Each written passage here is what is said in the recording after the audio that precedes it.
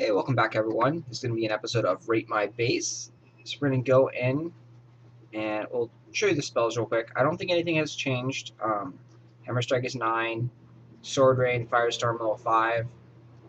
Nothing has changed troop-wise for the last few days as well. Knight is level 8, Cannon's level 3, Pyromancer's level 3, our Blaster's 2. Cool thing is our Throne Room is almost done. So we're going to be going up to Throne Room level 8 soon. And then we'll actually start being able to change things and upgrading more things. So, our first opponent today is Nikky of the West. Oops. Let's go ahead and look at her. So this one is a straight barricade. Boom, boom, boom, boom, boom, boom. It's nice because only these ones over here can get burned multiple times. Like you can come up and you'll attack those. You'll hit all 3 of those if you Firestorm right here. Actually, you can hit that one too. So you can Firestorm and get those 4 right there, and burn those 4. But the barricades will serve as a great distraction for opponent's troops to sit over here while you're pounding away. And then all your ranged troops are going to sit behind here. So in this setup, I would actually like to have a lot more Arblasters and archers than paladins, because the paladins, they're going to have to hop the fences, whereas the Arblasters, the archers, the frosters, the pyromancers, they can all sit behind these barricades each and shoot, and then they're also going to bunch up over here. The only downside with having so many barricades like together like this is that you're going to be sitting at this corner attacking this one, and then you're going to attack this one, and you're going to be able to sword rain and kill the troops that come over here as well. So they're not going to really build up. So you're going to be able to kill that one, you're going to kill that one, and you still might be able to kill some. So slowly start to build up once you get to around here, which is good because you want to have a lot of troop build up over here. So the only thing that I might do is, since this corner right here is 1, 2, 3, 4, 5, like I can come up here, Firestorm, hit this side right here, and then burn all 5 of these things. What you might want to do is you might want to take out one of these barriers and move it up here, or maybe even 2 of the barriers and move it up here, possibly these 2. And the reason you'd want to do that was because that means your hero is going to start like right here with all the massive troops, and then now your massive troops are going to be up here. So the further he gets inward towards your main base, the more time it allows these troops to build up, and they're going to sit here and kill off any of the reinforcements that are coming up slowly from the tent. So that's why I would probably recommend moving these 2 barricades up here, but we'll see how things go. The road setup, everything looks nice. The only downside is it's very vulnerable to scrolls. Once you get in a little bit, you probably have to get to about like right here past this barricade or over here, and you can kill all this with 1 scroll, with 1 apocalypse scroll. Other than that, looks really good. Like I said, probably would move these 2 barriers up here, but we'll see. And like I said, I would probably swap out more ranged troops and less paladins, since all these barriers are going to really benefit your ranged troops. So it is a low trophy count, so we should be able to win this 1800. We'll see, but this is a good setup, and she does have a lot of firebolt towers, which is good.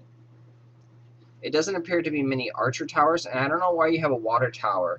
I would definitely probably swap that out for an archer tower or an arrow tower. But we'll see how things go.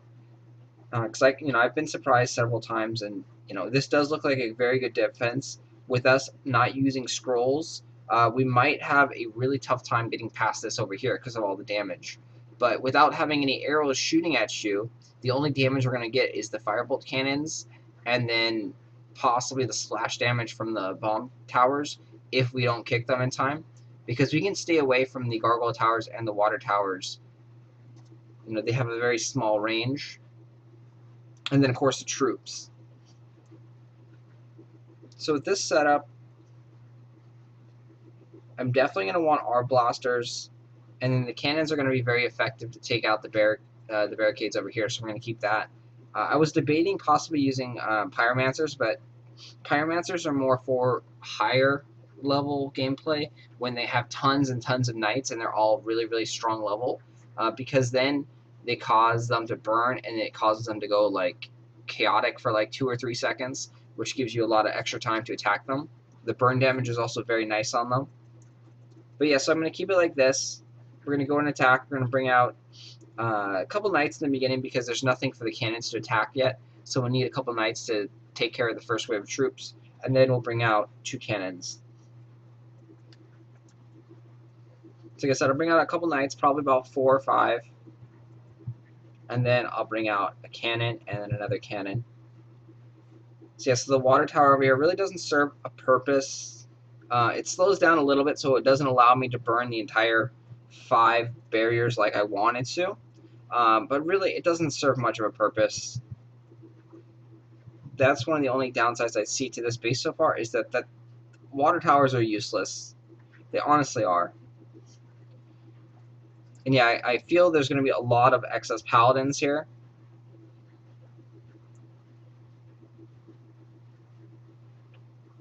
I would definitely add more ranged troops. Yeah, way too many paladins.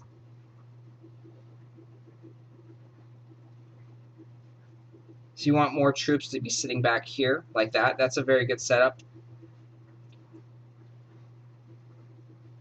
So I kind of just wasted some time there going back to show that off. I do want to head back there now and actually sword rain that area, which they're right there. They moved up a little bit.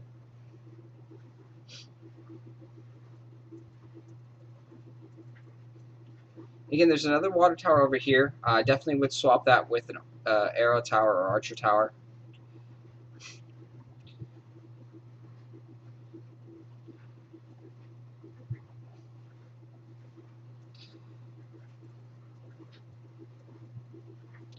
So I have to come back and heal. I'm going to bring out our blaster or 2 now.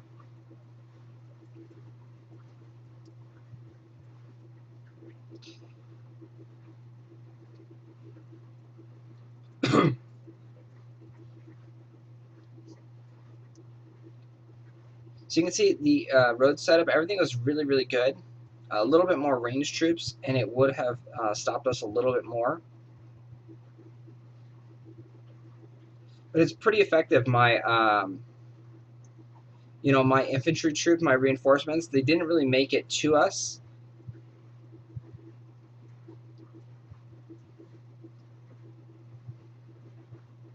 Very, very good design. So just a little bit too many paladins.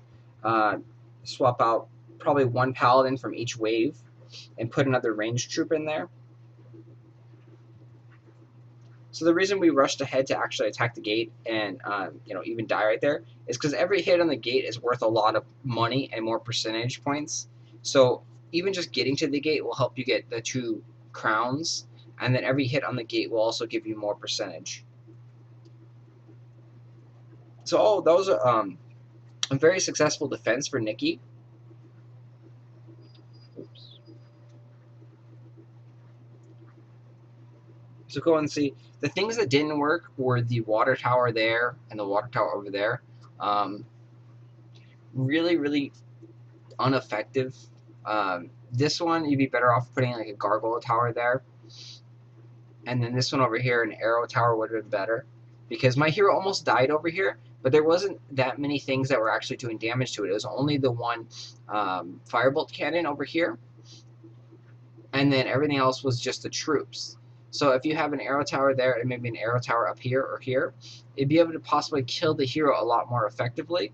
The bomb towers are great for large clumps of enemy troops, but with how your setup is, you're killing off most of the enemy's troops over here, so they don't ever clump up together and have a big enough group for the bomb towers to actually be as effective.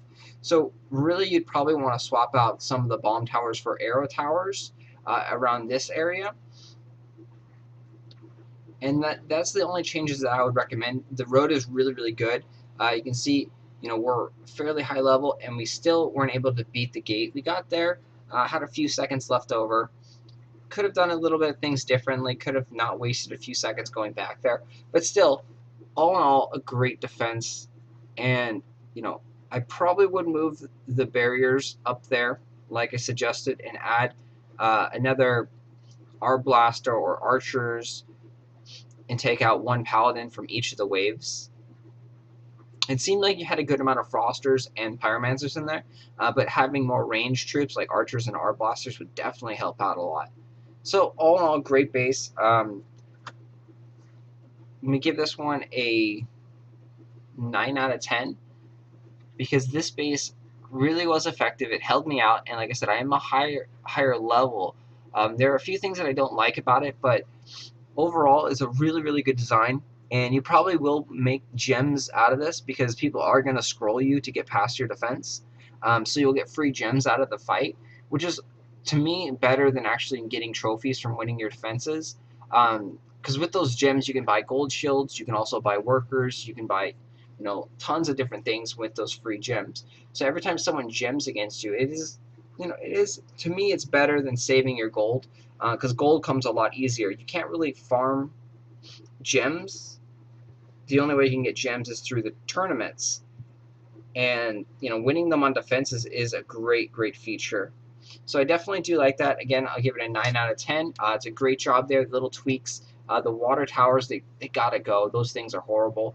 Other than that, great job there.